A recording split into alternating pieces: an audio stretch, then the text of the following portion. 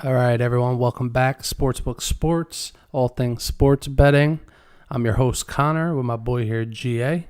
What's up? Welcome to episode or part 18. Yeah, part 18. It's about episode, I think it's episode 30. Yeah, something like that. All together, August 4th, 2021.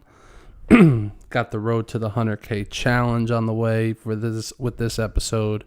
Obviously, do a recap of our picks last episode.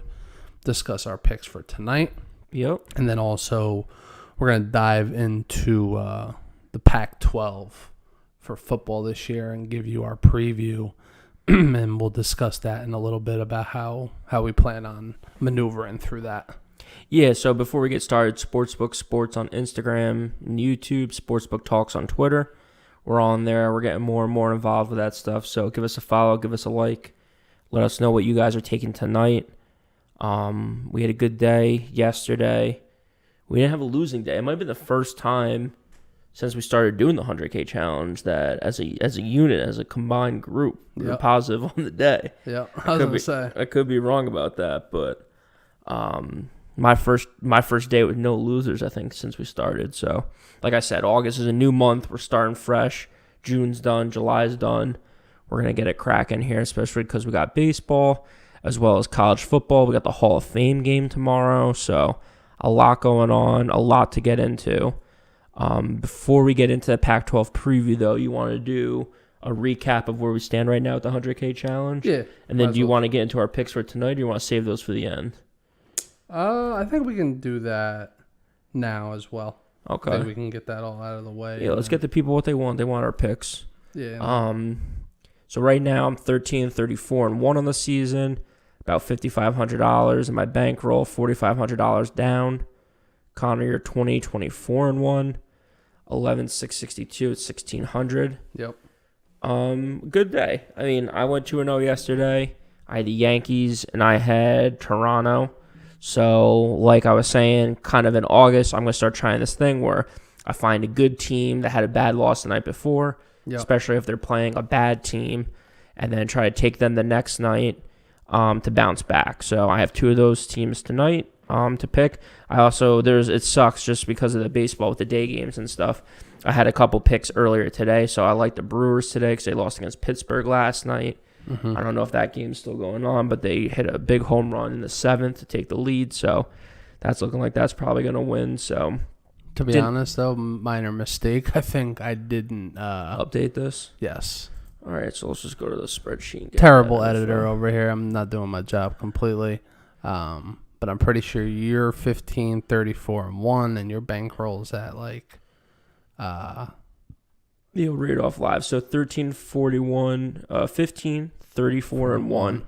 Bankroll right now sitting at just under 6,000. Yes. So 5,900. I'm down $4,000 right now in the season. Yeah. Had about a $500 night last night, so that makes sense. And then you're 21-26-1. Yep. And then you had an even night actually. You had you won 750, lost 500 and 250. So your bankroll still stays the same. Yeah, I was gonna say I'll take that on any given night. Any night I can go 1-2 and be even. Yeah, I mean it's incredible. Live with that. Yeah. 100%. So again, like I said, I had the Yankees and Toronto last night. You won big with the Tigers first 5, and like you were saying yesterday with the no draw, because I know you were watching the game. I was also watching the Tigers game. Yeah, fifth inning. Bottom of the 5th, it was tied. They ended up scoring big double. Yep. Because you want to know what's funny is I'm sitting there like, all right, I'm like lit. Either way, it's a push, and I was like, "Fuck, I don't have the push." Yeah, you option. put the extra juice on it with the no draw. But yeah, I mean, it sort of happened the way exactly I thought it was. And Seb, I thought they were gonna get a little bit more off on Garrett Richards, but either way, win's a win. Count it in. Yeah, I mean that was such a clutch hit. Great timing on that. 'Cause I think they scored one in the 4th. So they were down. They were down 2-0 to start. They were down 2-0. They scored one. Scored in the 2nd. Then I think they scored one in the 4th, and then they scored one in the 5th. Yeah. So just stringing it together, that was great for them. They had the bases loaded, I think, at one point with no outs too, and they only got terrible. one run off. Yeah. That's terrible. The Mets did that. They had like someone on third base yesterday with no outs and kills me. Got one run out of it. Don't even know what to say to those guys. Yeah, Nationals money line. That was a loss, but that was a close game. I think they were down early and ended up coming back. If I remember correctly, I think they lost 5-4. Yep. And then you had, again, Cleveland the first inning to win. That was a long shot one. You took half a unit on that, so you had 250 to win 950. Yep. That was almost plus 400 there. So that didn't hit, but the Tigers' first 5-0 draw, clutch hit in the fifth, gets you $750 in your pocket. Yeah. Leaves you with an even night. I said even night, so I'll take it. Yep, that's a beautiful thing. So, yeah, that's where we're sitting right now with the results. Yeah, it's beautiful that I can be 21, 26, and 1 and be up $1,600. Yeah. Yep. That's a lot of underdogs. Yeah, a lot of underdogs, a lot of good value in some of these picks, so that's awesome stuff. Yep. For tonight, we each got 2 bets. You're going Cubs heavy. I'm going LA heavy. Yep. I got the Dodgers and the Giants. I guess not really LA. California heavy. Yep. So Giants minus West 1.5. Yeah, West Coast feeling it. 250 to win 221-24. Again, let me pull up who they're playing because, again, it's just an inferior opponent. I think it's Arizona, if I remember correctly. And Was they just that Giants? lost. Yeah. Yeah. And the Dodgers have the Astros. Yeah. So, again, just I believe two inferior. Well, not really inferior to the Astros, but. I was going to say, last night I saw you tweet out a little live pick Astros and the under. Gave that right away. Giving shit out for free. And I it was know. a So lock I'm of the saying century. you got to follow the Twitter account. That was stone cold double winner. Jesus. If you parlayed that would have been lovely. Yeah, You went 4-0 last night. Yeah, you parlayed true, them all. true. I mean, you're rich today. Yep. So, but yeah, I mean, I just like the Astros last night against Walker Buehler. Again, I think the money was just too high. That's what makes me surprised you go with the Dodgers today. I know. I just like Max Scherzer. I think Scherzer's going to come out. I think I think he's the type of guy. I mean, he's like a lunatic. So I just think like he just has it in his head that. Who's pitching for the Astros? Ordon Ordorizio. Okay. So he's 4-5 with a 4. That's what I'm saying. You have the pitching advantage. Yeah, it's kind of high odds. So again, the Dodgers are 250 and 225-23. Both these games are pretty high odds, but. I just think Scherzer's first game out there. I think a guy with his record and his career getting traded, I think that just lights a fire under him. I mean, he's been good all year. I just think that he gets it done in his first appearance. Yeah. My pick would have been, if I didn't have the Dodgers, like I said, the Brewers, just because they're playing Pittsburgh, who's a far inferior opponent. Yeah. But yeah, couldn't get it in, so it is what it is. The other game I was looking at, but I ended up not taking, was just the Red Sox against the Tigers. But the reason why I say it against that is, I don't know if you saw this stat, but like I don't know how you say the pitcher's last name for Detroit. Is Mize or Mize? M-I-Z. Yeah. He's like one of the best pitchers ROI in baseball. I think he's like number 2 right now.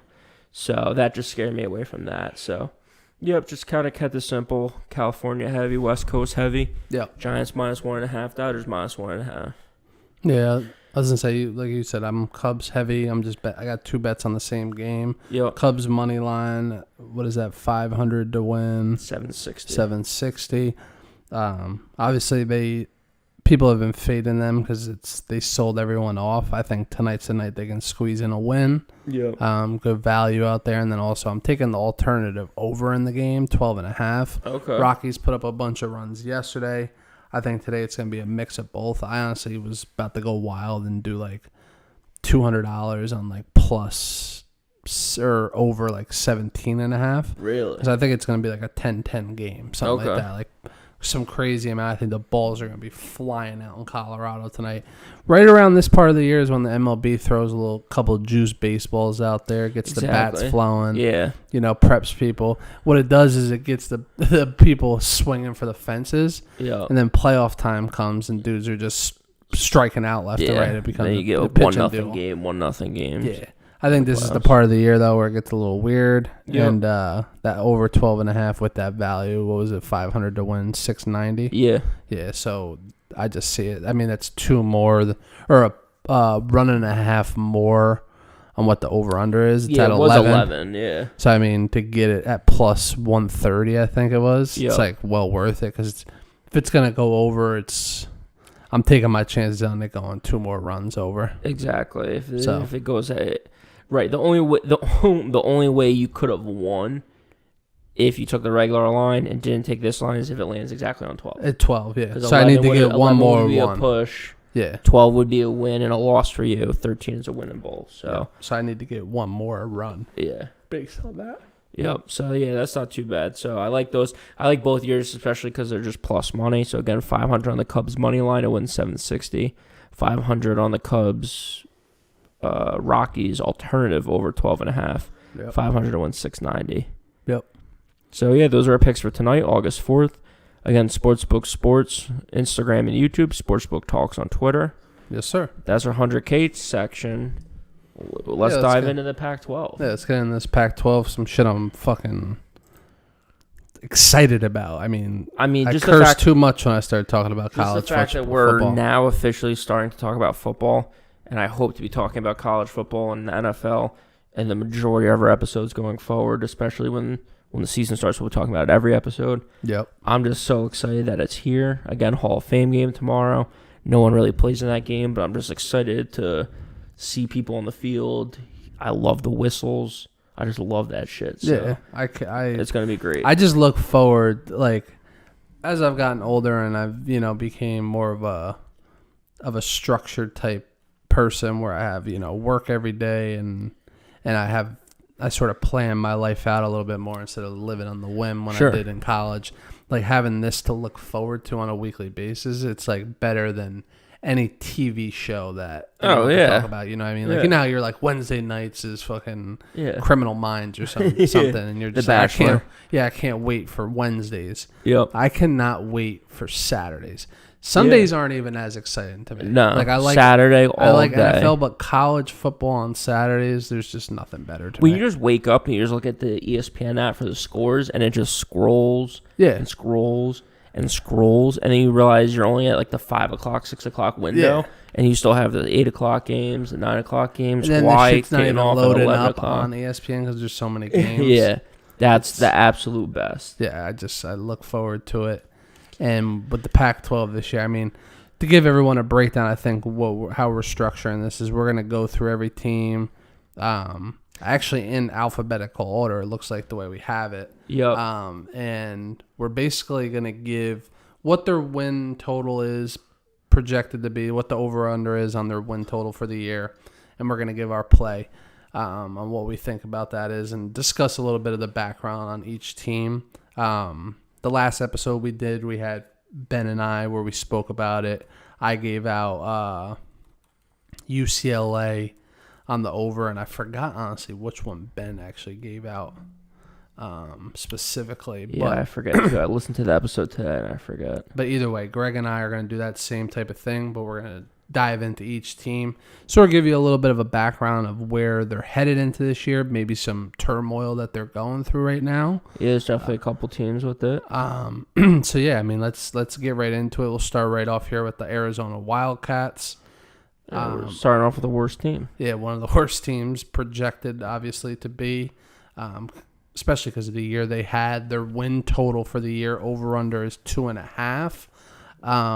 They got a first-year head coach who, came from New England, so I don't know if... Now that I think about it, I think Ben had these guys on the over, too. Yeah, I remember him talking about that, which, to me, I don't know. I mean, obviously, the Patriots head coaches or Patriots coaches in general don't have a great track record in the NFL. I don't know exactly how it translates to college football. I think it'll translate to college football when you speak about that. It's just how quickly.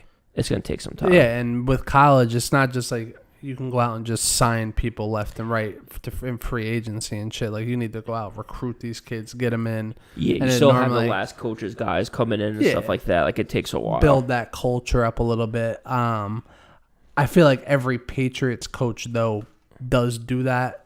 And maybe with that tie to the college, like, he already had he had 2 transfers come in. He has Jordan McLeod from South Florida and Gunnar Cruz from Washington State. Both of those transferred in. Yep. And from the looks of it, they're going to be battling out for that starting position. But, is that going to really turn the tides on the team that was fucking terrible last year? Yeah, I mean, if you look at their schedule, I think they have, one game where they're favorites the whole season? Yeah. So, 2 games that I guess are close. I mean, San Diego State's plus 2.5 one game. North Arizona, they're favorites. So, and I guess California plus 4.5. So there's a chance you get 3 wins with those. I don't know. 2.5 is so low that I would think to take the over.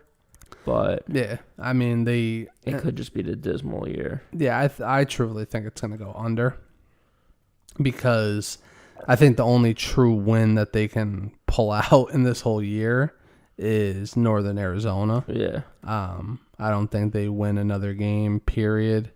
Maybe that San Diego State game because it's at home. And if they say same thing with California. And then maybe going with them. Yeah, and truthfully, like that's only based on I'm only looking at that based on the odds because as I've dived deeper in each one of those other teams and looked at a little bit more of their background. Yeah.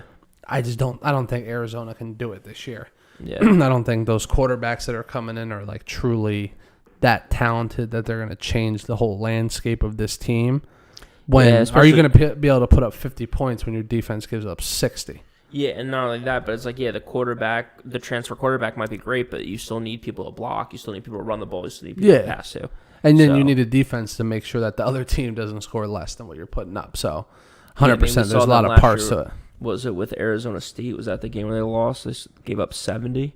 Yeah, I was just reading that. I think it was 70-7 against Arizona State, the last game of the year. So, I mean, there's a reason why their odds are so crazy. There's a reason why the team total wins is so low at 2.5. If I remember correctly, it's probably the lowest in the division. So yeah, I think it is. Right now on FanDuel, I just had it up. Their odds to win the conference again, the longest plus 10,000. So no shot. Yeah, no shot at that. So yeah, I mean, for this one, I think I'm with you. I'm going to go on the under as well, especially because the under's plus money at 105. I just like that. You lose one of those. There's 3 games that they can win. If you lose one of those, you hit the under. Yeah, or if you got the over, you need them to pull a miracle out in some of those other games. Right. I mean, it's just not going to happen. Yeah, they're too much has to go right for that over to hit. They're double-digit underdogs in every single game. Yeah. Other than those projected 3. Right now. I mean, you may get lucky and an injury occurs. Of course. But you never know. That's what you're banking on, something like that to happen. Yeah, so I mean, again, we're going alphabetical order, but we started off with a dud. So Arizona, what are we at? Both on the under for 2.5? Yep, take the under on that. We'll see where that's at. Like you said, 105 instead of the minus 125, and that could change depending on where you get it at. Yep. Yeah, I can look it up on FanDuel right now real quick. I can look at each one of these as we go. Yeah. To give you the live FanDuel lines. But yeah, next we're going to go into Arizona State, which I know you wanted to talk about because they obviously have some turmoil going on with Herm Edwards. It's funny because I actually last year I liked them too because they have Antonio Pierce as a defensive coordinator. Yep. The linebacker from the Giants back in the day. And obviously when you put together an NFL type staff like that, I feel like recruiting becomes a little bit easier. But like you were saying, I think right now a lot is up in the air because of Herm Edwards. This whole thing goes down. So have you seen this? So all right. So what's going on with them is, and that's why just to button up Arizona real quick. So Arizona on FanDuel right now over under is 2.5. The over at 2.5 is minus 130. The under is plus 110. Plus 110 for the under. Fuck. So I'm gonna put that in right. Might put that in right now. Yeah, I'm about to put 200 on that right now. So Herm Edwards, obviously NFL coach, Jets coach, character guy that they brought in there. Arizona State, obviously wild school, party school, beautiful place to go to school. Definitely. So I think they brought in Herm Edwards. He had this whole song and dance about, I'm going to come in and I'm going to be the CEO of this team. I'm going to be the head coach, but we're going to run it like a professional organization. I'm going to be like a father figure. I'm going to mentor these kids. My guys. Yeah, and then all of a sudden this comes out. I mean, this is his 4th year, and we're already getting into, there's a chance that the NCAA makes them get rid of their whole coaching staff. The athletic director is probably going to get in trouble. Did they say what they were doing exactly? So what they were doing, according to what I saw, and I don't know if this is, obviously they're in investigation right now, so we don't know how true this is. We don't know if there's more stuff. There's like a dead period in college football where you can't recruit. Yeah. So what they were doing is they were bringing high school kids to the university to do tours. They were doing meet and greets like in stairwells in the games. Like, dude, the stories that are coming out about this are insane.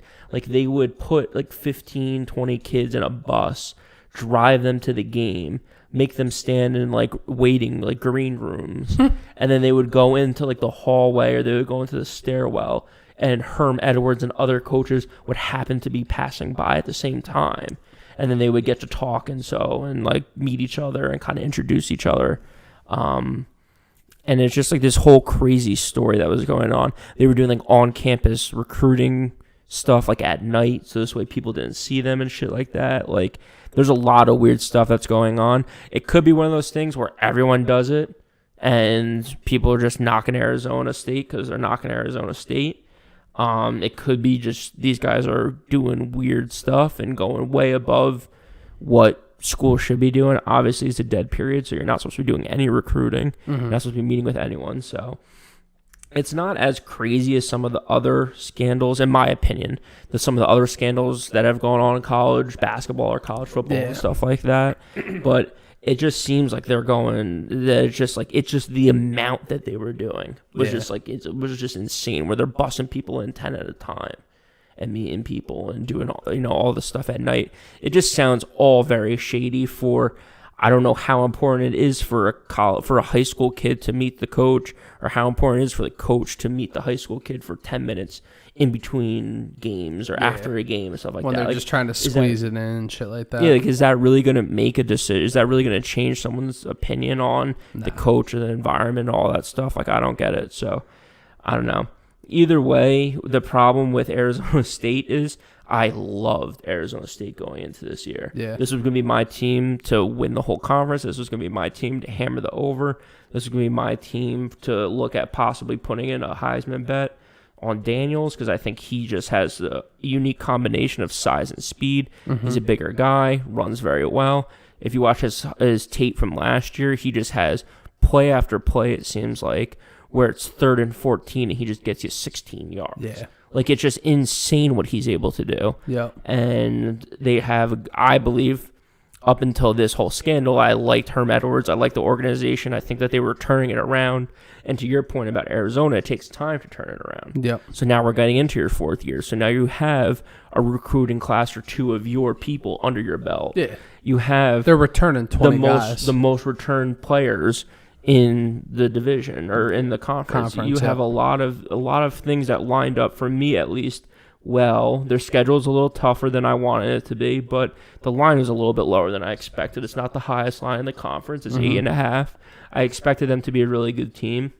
So it really comes down to what goes on with Herm Edwards and what goes on with his whole coaching staff. If they say, hey, you're all gone after this year, but you can play this year, well, then I bet the house on them, because I think they go out with guns blazing, and they go out and they try to win every single game, and then they try to figure it out in the offseason next year. Yeah. If they say, hey, you can't coach this year, and you need a whole new coaching staff with a month until the season starts, then obviously you're going to fade them every step of the way, because it's just not going to happen. Yeah. I think I'm at the point with them where if you ask me, I don't think what I'm reading and stuff like that, I think people are making a big deal about it. That's what I'm expecting. I don't think really anything's going to happen necessarily right away where these guys' jobs are like detrimental. Like, I think it's a slow off season with storylines and stuff, and people are just grabbing at straws. And they're really, from a lot, what I was actually just like breezing through a couple articles, is like they were doing stuff around the COVID time when like people shouldn't have been. It's like, dude, some of this stuff is shit that like happens on a daily basis. Like, when you talk about college basketball, I think that's a whole different realm, because dudes were just paying like hundreds of thousands of dollars for people to come to school. And that's what I'm saying. All this is just like setting up a little backdoor couple meetings where like they're just talking. Herm Edwards ain't stroking a check to anyone. Yeah, and I mean, so like, to me, it goes two ways. It goes like, one, is that stuff really worth possibly getting in trouble for? So you're going way out of bounds for no real like return on investment. So how stupid are you, Herm Edwards? How stupid are you, Arizona State, for doing that? Yeah. And that makes me question the whole organization. Or two, is this just a normal thing that every school does?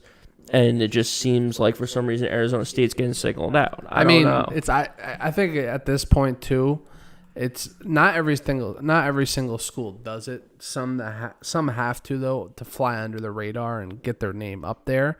But like a Clemson, for instance, or like an Alabama, they can only do so much because they are on everyone's radar. Yeah, Dabo Swinney's not meeting people in stairwells. Yeah, and stuff. he'll just wait until the dead period is over with and just be like, come to the office, bro. Yeah. Like, it's not that big of a let's deal. come make a music video to the latest Drake song. I was gonna say I have a feeling it's like the people that are under Herm Edwards that are doing it. You know, like Antonio Pierce is probably one of them. He's an NFL guy, younger dude. He's just trying to get some names in there. That's how I feel like it always goes with these guys. It's never the coach. It's always the underling guys. I feel like that's what was going on with like all the paying players and stuff. Yeah, you know, it always gets pawned off on the underling guys. 100%.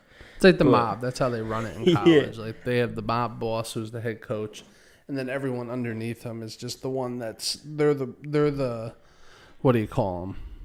They're just the workers, you know. Yeah. They take the hit when the exactly indictment's taken. Yeah, when the indictment comes in, they're the ones that take the fall because then they just get swept under the rug and they're back coaching in 3 years. Yeah, so let's go into this like handicapping this and kind of giving our opinions on this as if everything's fine. Either way, I'm going with the over in this one. Really? I don't think, because the reason I say that is because their whole staff isn't going to get fired. I don't know. So that's something I saw was going to be like the coordinators and the coaches. Well, I think what will happen is if it gets deep down into the gritty, someone's going to take the fall for it. Yeah.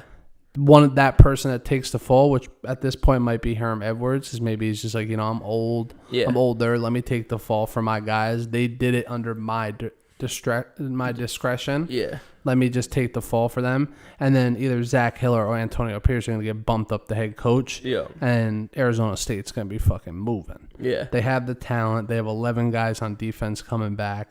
Jaden Daniels, obviously, at quarterback. Like, they're going to have a big year in the Pac-12.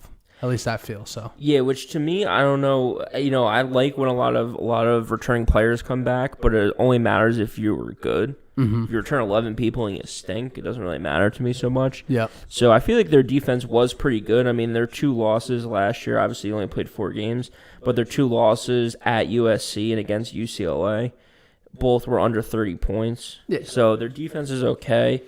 And only going to get better. Yeah, and only going to get better because, again, you return 11 guys, and they were pretty good. Yep. Their problem was just yardage. They just let up a lot of yards. Mm-hmm. They just needed to kind of figure that out. Turnover-wise, they were great. So, you know, they just got to stop the pass. I mean, they were letting up, 250 yards passing, almost 200 yards rushing. Yeah. You got to kind of slow that down. And then again, this is a rush-heavy team, especially with Daniels at the quarterback. Like I said, he can just snap off a 10-yard run, a 15-yard run, whatever you want. Yep. You have to factor him in when you're scheming and playing defense. So when your linebackers or DB coverage guys are fading towards the quarterback, it opens up everything else. Yep. And then when they stick to their man and they're not playing zone, it just can leave wide, huge gaps open. So I definitely like the over for Arizona State. I like them to win the conference at plus 400 to be the champion. Yep. And then I just want to look real quick at the Heisman odds because I wonder what Daniels is on that. Because again, I think he has the dual threat capability. I think he can just put up big numbers. He doesn't have a huge arm. Mm-hmm. He's plus 3,000.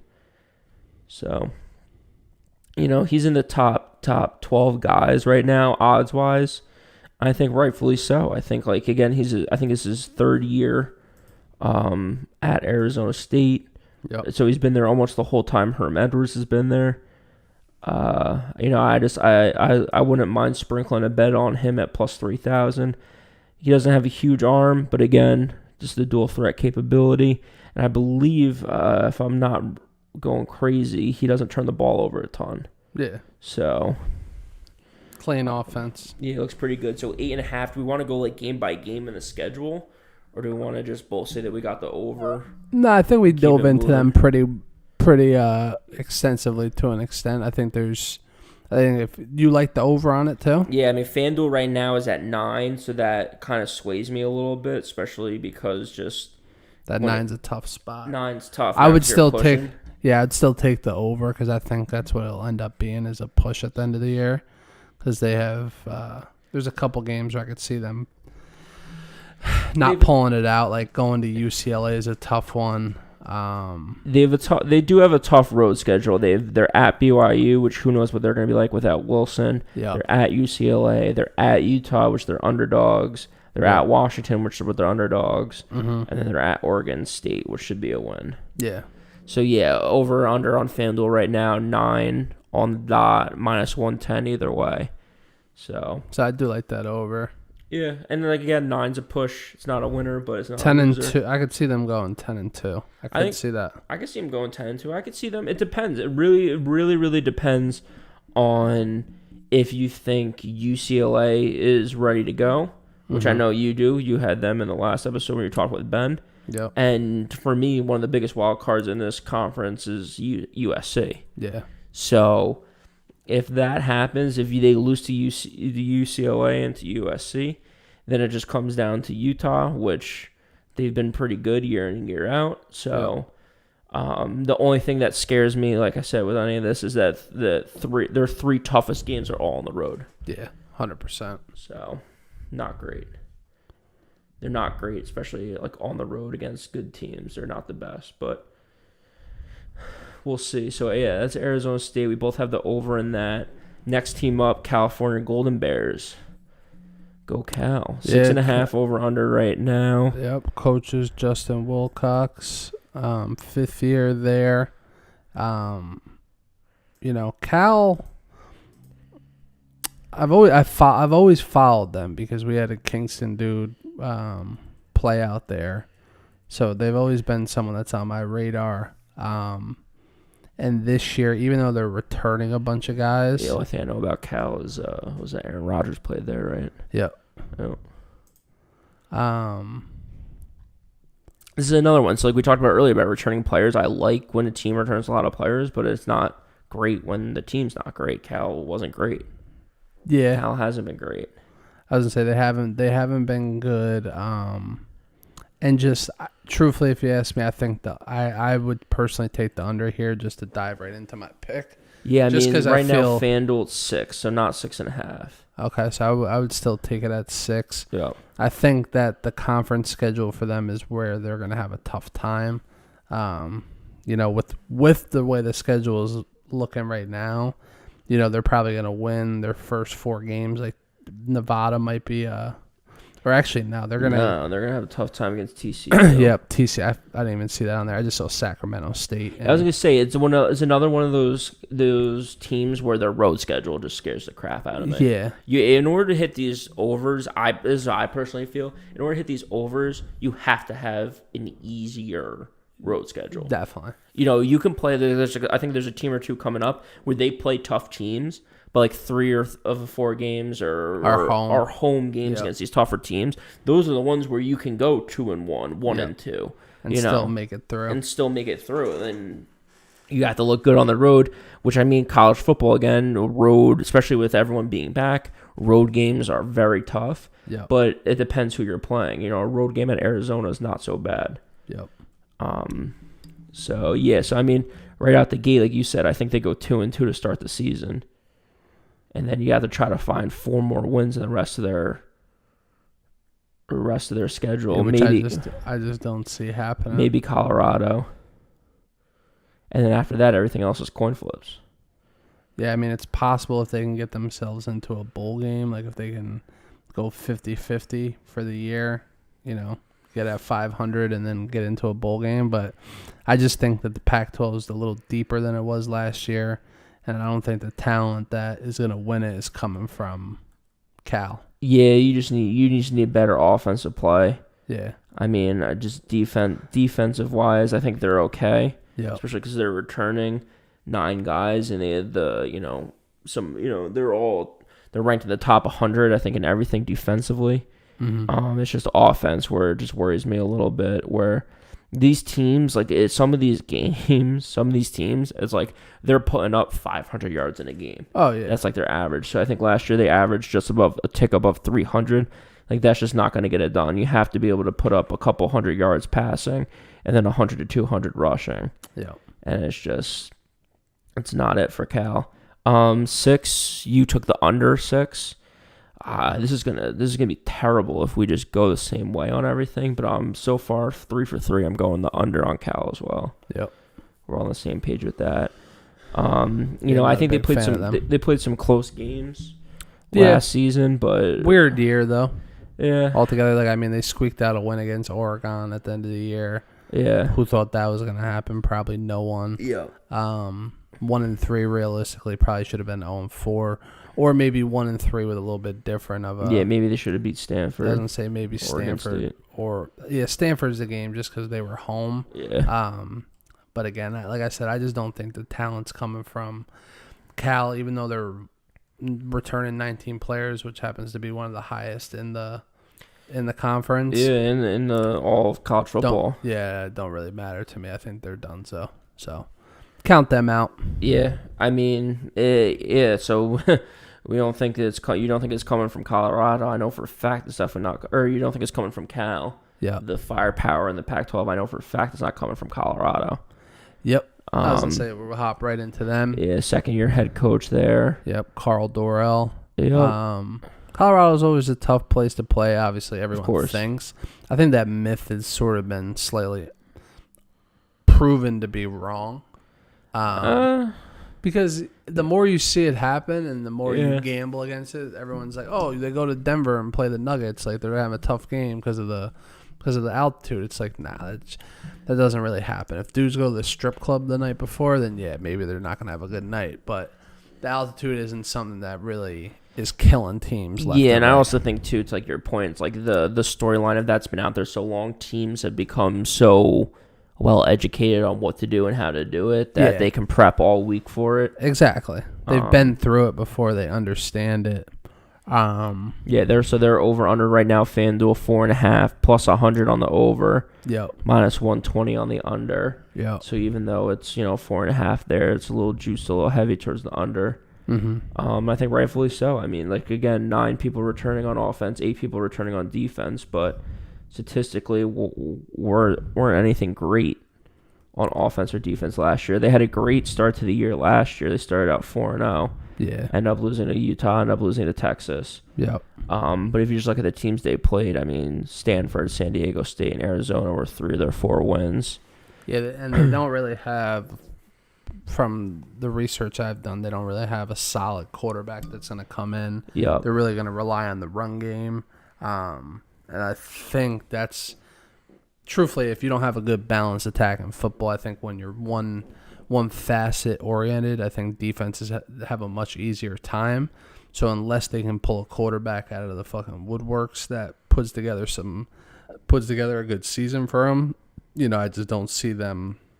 I don't think they're gonna get to that 4.5 wins. I say they win 3 or 4 this year, and those are gonna come in upset fashion. Like I think they should manhandle Northern Colorado first game. They're going to get smoked by A&M. Yeah, they're going to get smoked by A&M. They may be able to squeeze past Minnesota if they get lucky, but that's a tough game to play at home. They're at home, though, so that might help them.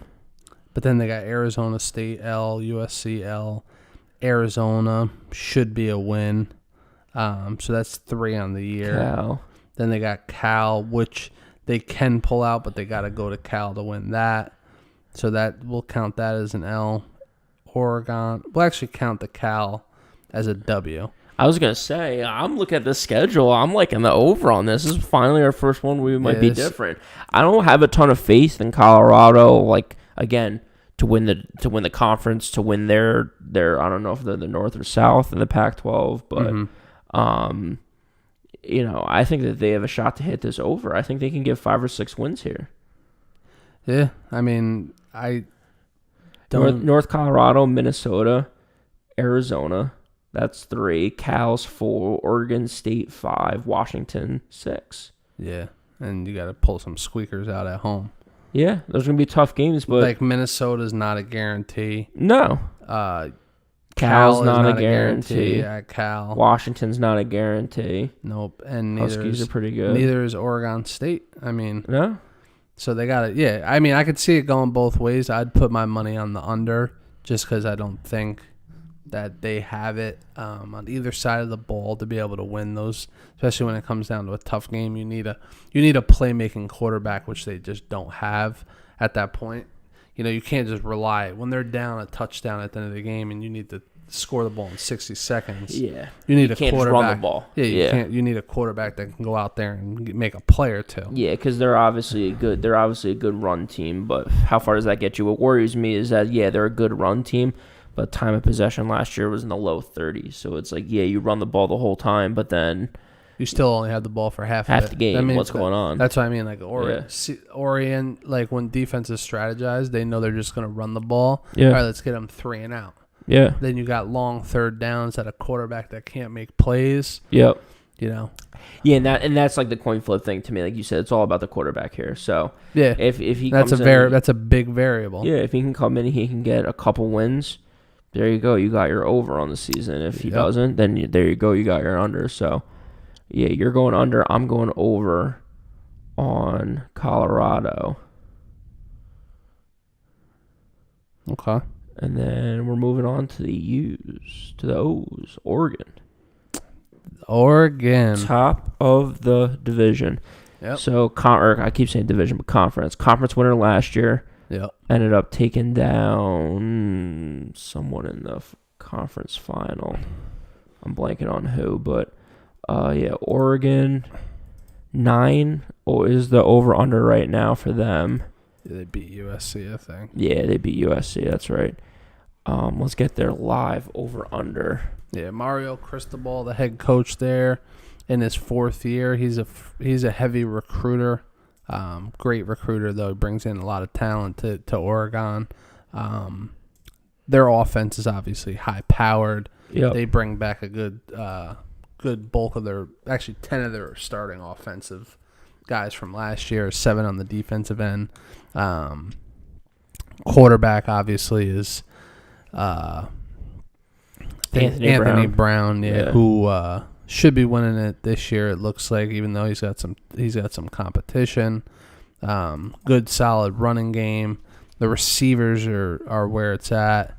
But they're Oregon, obviously, they've always had that. They have those fly jerseys. They're always flashy, so you expect that high-powered offense. But, for personally, I think this year is going to be a little bit of a... Don't say it. I think it's going to be a disappointment. How are we on the same page every step of the way? Yeah, I just don't think, if you ask me what's going to happen is, from what I've been reading and the little that I saw of Anthony Brown last year, because I did see him play in that bowl game against Iowa State. Yep. And I had Brock Purdy in that game, and I took that game. And if I remember correctly, he might have got hurt, and they brought in some other guy. But Anthony Brown just is another one that doesn't make plays. Yep. Like, if his wide receiver makes a big play, then, that's what's going to happen, and it's a huge. But you need someone that can be precise, throw good passes, and you can't just rely on the run game all the time unless you have, some guys maybe you could throw a screen to and mix it up. Just can't be one face oriented. Yep. And 9 wins is a lot in a 12-game season. Yeah, I think it's the highest over/under for the conference. Yeah, I think it is. It might be tied with USC, but... Yeah, and, I just don't see... Personally, the way I feel about it is I would have to assume a lot of people are on the over, too. Yeah. For this win total. I think they're just hanging on their name. Like you said, I think that Oregon's been good for a while. They have the flash. They have the jerseys, they have the name, and I don't see it this year. Yeah. We were talking earlier about how your schedule needs to line up to win these over-unders, and their schedule is the exact opposite of what I want to see. Exactly. So, when you have to win 9 games in a 12-game season, you can only drop 3. Mm-hmm. It's just not good when you're 5 hardest games. All their hard games are on the road this year. Yeah. At Ohio State week 2, that's going to be tough. Yep. Stanford, okay, they should win that game. At UCLA, should win that game. At Washington, going to be tough. At Utah, going to be tough. Yep. UCLA, I think we both like them this year. I think they're going to be tougher too. So you're looking at 3 losses, maybe 4 with your road schedule. That gets you to 8-4 in the year. Yep. So you throw in a freak loss here or there, this is easy going under. Right now, it's just even 9 over under, minus 110 are the odds. So I'm with you though. I like the under in this. I like under 9 for them on the year. I think it's just not their year. I think a lot of people might be on the over, but I think they're just kind of remembering Oregon teams of the past. Mm-hmm. And yeah, they won it last year, but it was a weird year. It's a new quarterback from last season. Yep. And I just don't think they get it done. I think this conference is it's too wacky. There's too many. It's like I think this conference, the Pac-12, has the most. What's the word they use in like football? But like where it's like even matched. Yeah. Across. There's not like 2 teams that are head and shoulders above everyone.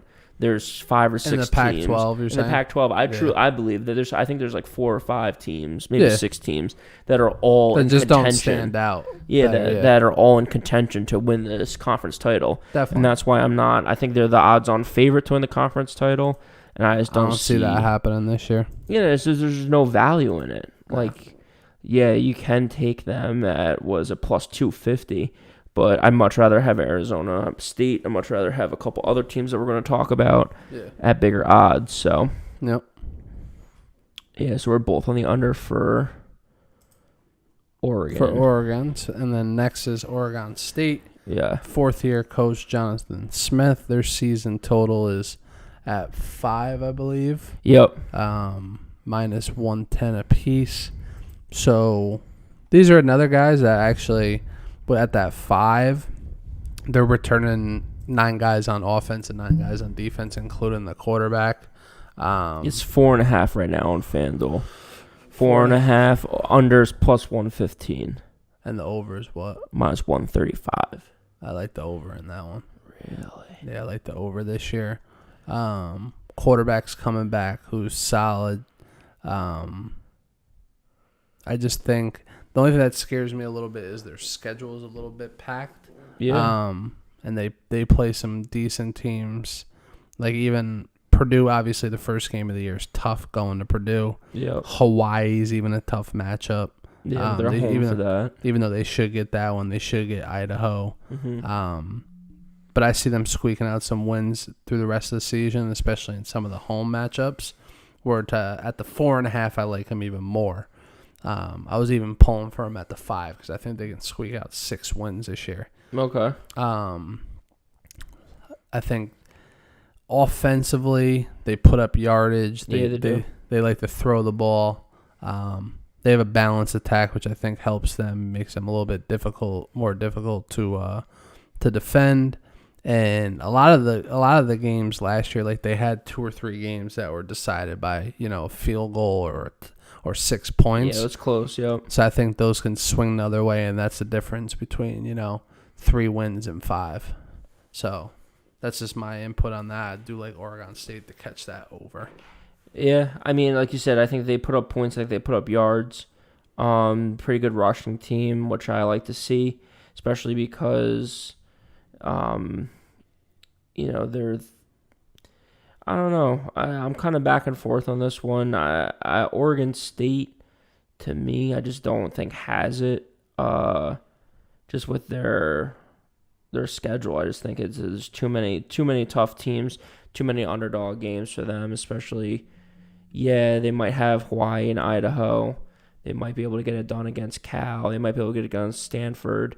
But then after those 4 games, you have to find another 1 or 2 winners right there. Yeah. No, it's definitely a tough one. So I see them exceeding some expectations compared to the way I thought about Oregon. Yeah. So I just think, truthfully, the way I look at it is that number is just a little too high. It's like, what does Vegas know? that they're willing to put that at 5. Because if you look at, truthfully on paper and stuff, I think it would be like I would play an under on that. Yeah. Right off the rip. Yeah, I'm going under on. I'm taking under 4.5 at plus 115. I just like that it's plus money.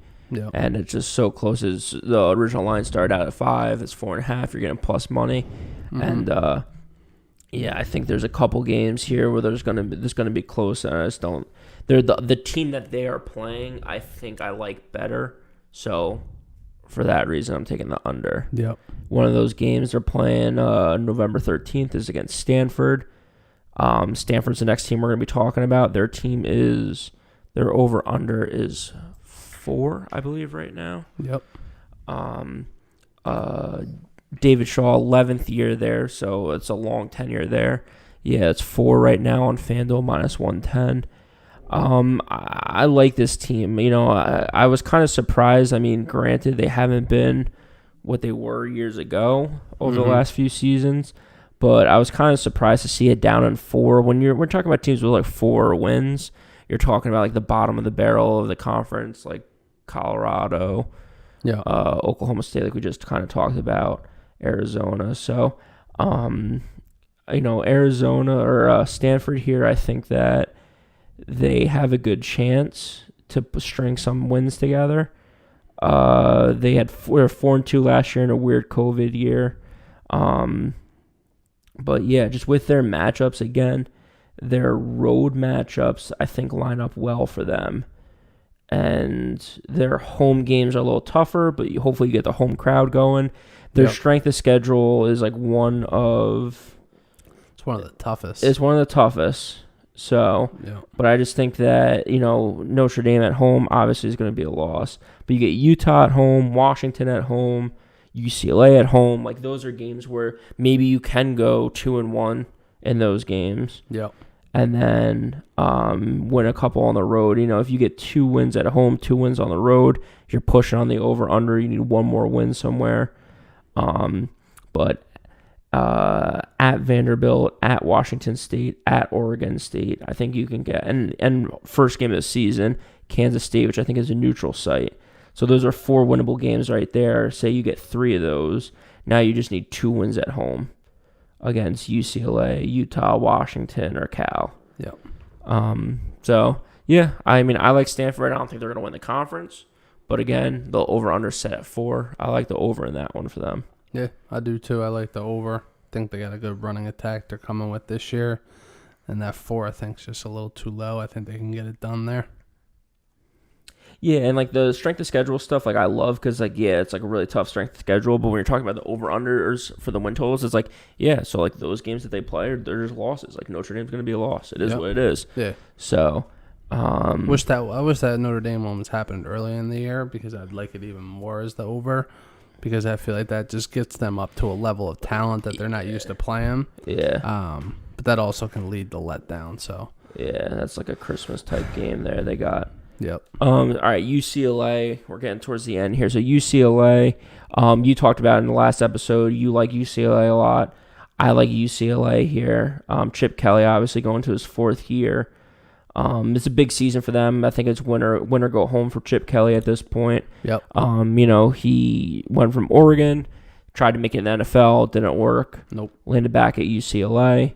Yep. And hasn't really been working out too well for them. First couple of years, not so great. Last year, had a chance to do something special, but kind of ended up throwing away at the end of the season with terrible losses to USC and Stanford in the last 2 games. The only thing that makes me one of the reasons why I like UCLA this year is they had 4 losses last year. All those losses were 1-score games. Mm-hmm. So you manage the game a little bit better. You play a little better towards the end of the game, and you're talking about an incredible season for them, playing in the conference championships, getting a great bowl game. And I think the schedule though, again, schedule's a little tougher. But it's one of those where I think it lines up nicely. They're over under 7, I believe, right now. Yep. Yeah, I already gave the over on this one. I think they can get that done. I think they're going to catch 8 for this year. I think 8 or 9, yeah. Yeah, so I like UCLA this year. I think they have a good opportunity to pull some wins together. Like I said, Great rushing attack, good offensive line. All those guys are returning. Yep, 20 guys returning. So I think that's what plays in their favor this year, especially when you're in those close games. I think they learn from those mistakes and they come out with a stronger showing. Yeah, I'm with you on that. Was the last team here? Nope, 2 more. Or no, a few more. There's about 4 more. Yeah, geez, USC here. So USC 8.5. Yep, 8.5 for USC. It's a high Clay one. Helton, 7th year there. Yep. I think this one goes over too, though. I think they have really? they got the quarterback Quarterback's play. nice. I think they're gonna come out with a good year. I think it's funny because I would love to see like where I'm at as far as like who I've picked to be over and who I've picked to be under, and like if those numbers add up correctly. You know what I'm saying? Nah, I don't. Like, there's only a certain amount of games that teams can play. Okay. So like if you just pick the USC over on everything, wins if I wouldn't take the over on everything, it's impossible. Yeah. I think I've been balanced pretty far overall. Yep. And I've been rating them. I haven't been rating them down. So. Yep. Yeah, but again, like you said, they got a good quarterback there. Slovis? Yeah, Keaton Slovis. Yeah, Slovis, 2,500 to win the Heisman. Not a bad bet there. Yeah. He's been good in the last few years. Yeah, he's been a beast. He fucking slings the ball. 47 touchdowns. Not bad. Yeah, they throw the ball a ton. They don't really run it too much. Last year they were 5-1, and they're pretty much bringing back their whole offense and their whole defense. Couple key spots on defense that they lost. So, I think, as I said, I just think the offense is going to be very high powered this year, very hard to stop. Yeah. And that 8.5, I see them getting to 9. I think it's going to happen in the bowl game though. So I think whoever they play in that bowl game, that's where they'll get their 9th or 10th win. Okay. So that's where I feel about USC this year. Yeah, I feel like it might be them and UCLA in the championship game. Yeah, if Arizona State, I like Arizona State and USC. Mm-hmm. But yeah, it's not bad. I like the over in this. Looking at their schedule more, they got a couple which should be pretty easy wins to start the year. What I like to see with that is like first 4 games. The first 4 games are all double-digit favorites projected, obviously, but 3 of the 4 first games are at home. So I think that allows them to start hot. I think a lot of things that go on in college football is like storyline based. Yep. And just if you start out 0-2, pressure gets turned up with crazy. Teams make stupid decisions. People try to play too hard. When you start the season off at home against San Jose State and Stanford, you got a shot to go 2 easy wins. Like you said, high-powered offense. Mm-hmm. Couple tough games later in the season. October, they play at Notre Dame. Yep. That could be a tough one. They play again in November at Arizona State. Could be a tough one, depending on how Arizona State shakes out. But, not bad. I like the over in this one as well. Might not be bad to put a bet. They're plus 400 on FanDuel right now for conference winner. So that could be. Yeah, I'll probably put a bet in on that too. I'm with you on that. Next team is my true. I think is where my pick is. Yeah. For this year. Interesting. So I want to hear a little bit about that. So Utah. Yeah. Coming in. Well, there's a Kyle Whittingham, 17th season right now, 8.5. Been there for a while. Yep. And I just love these jerseys. Yeah. I can't wait. I can't wait for football. I can't wait for the jerseys to come back. Where I'm at this year with Utah is I think they're my conference pick to win it for one. Plus 600. Yep, plus 600. Returning a lot of guys. They also have a graduate transfer from Baylor. And the quarterback position, from what I've read, and I actually got to see them play early last year, their quarterback play was sort of their kryptonite. He didn't really do much for them. Didn't have, too good of a showing. So where I'm at is, I just think if they can have this quarterback to come in and play a solid game or have a solid season, I think I see that 8.5. Sky's the limit. Yeah, I think that 8.5 is a lock, and I think the conference championship's right in in arm's reach. Yeah, I think that's good. I mean, it is, like you said, it just all comes down. The returning players are there. Defense is pretty stout. Offense seems to be pretty straightforward. I mean, they're kind of middle of the road in everything, yards per game, rushing yards per game. Like we said, 400 yards per game, 200 rushing, 200 passing. Balanced offense, good time of possession. Yeah. So I like it. It really just comes down to that quarterback. Mm-hmm. So if the transfer can play, then you're looking at a great season. You're looking at it, like you said, halfway through the year. If he's looking good, you got a shot to be looking fantastic value-wise on the conference winner. If you put the bet in now at plus 600. Yeah. Start the season off a little tough with at BYU, at San Diego State in the first 3 weeks.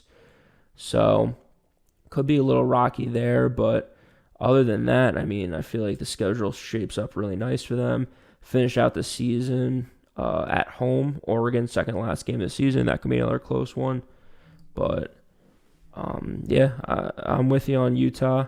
I'll take the over in that. I think that they just have a good balanced attack and returning a lot of players. Coach has been there for a while, so good stability in the whole organization, the whole school. So I like that. One that kind of surprises me a little bit here when we're looking through it is the Washington Huskies at 8.5. Yeah. I think that they're a good team. Jimmy Lake's there, second year there. Under. Yeah. See, this is what's making me so nervous about this, is I feel like we're on the same page so often. But 10 returning offensive players, 8 returning defensive players. I think I think the reason this is high is their strength of schedule is low. They definitely return a good amount of people on the offensive end, including their quarterback. Defensively, they bring back 8 people. 8.5 wins, though. I just see other talent out there. I think there's better teams like Utah. I think USC, UCLA, or just Oregon. I think not really. Yeah. I think these guys are comparable to Oregon, where I think they have high expectations coming in, and there's gonna be some disappointment. I'm not a big fan of Washington. Never really been, and I think they had a decent year last year in the 4 games that they played, 3-1. But look at who they played. Yeah, they played duds. So yeah. I just don't see them pulling out 8.5 wins. That's a little too high. Yeah, and that's the thing. It's like when you're looking at the 8.5 win mark again, like with this, there's a lot of parity, I think is the word I was looking for earlier, where you have like 5 or 6 teams that are in that 8.5 win range. Yep. So to your point, you all play each other, so you can't all have 8.5 wins. Yep. So who are going to be your 1 or 2 teams that are going to get there? So far, we have UCLA, USC, Arizona State, maybe. Yeah. So right there, it's like, well, if those 3 teams are winning, they're going to be beating up on some other teams. Washington's one of those for me. I like the under for 8.5 for Washington as well. Yeah, I agree. I'm with the under there. Also, too, just a second-year coach. I mean, I like some stability there with the organization, especially if they're kind of moving in the right direction. Like, hopefully UCLA is, like, hopefully Arizona State is. Another second-year coach at Washington State. Was it Nick Rolovich? Second-year coach there. Over under 6 right now for Washington State. Regular season. Win total Washington State. Right now, it actually got bumped up on FanDuel. So if you're on FanDuel, it's 6.5. The over is plus 125. The under is minus 150.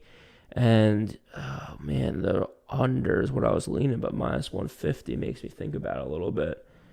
I just don't think Washington State kind of has the juice that they once had. Again, great uniforms, but 1-3 last year. They played some tougher teams. I'll granted that, but they got blown out by those tougher teams. Yeah. Returning 8 people on offense, 10 people on defense. But again, if you're returning people that aren't that good, what's it to you?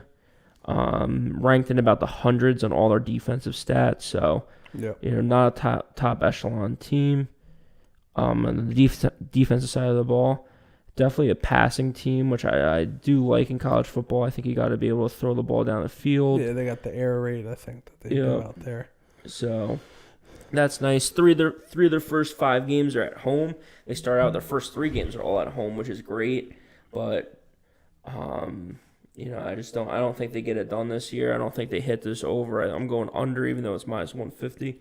I'm gonna take the under 6.5 for Washington State. Yeah, I am too. I think that minus 150 is just proving it. Vegas, I think, knows what's going to happen with this, and they're just not going to get 6.5 wins. That's simple.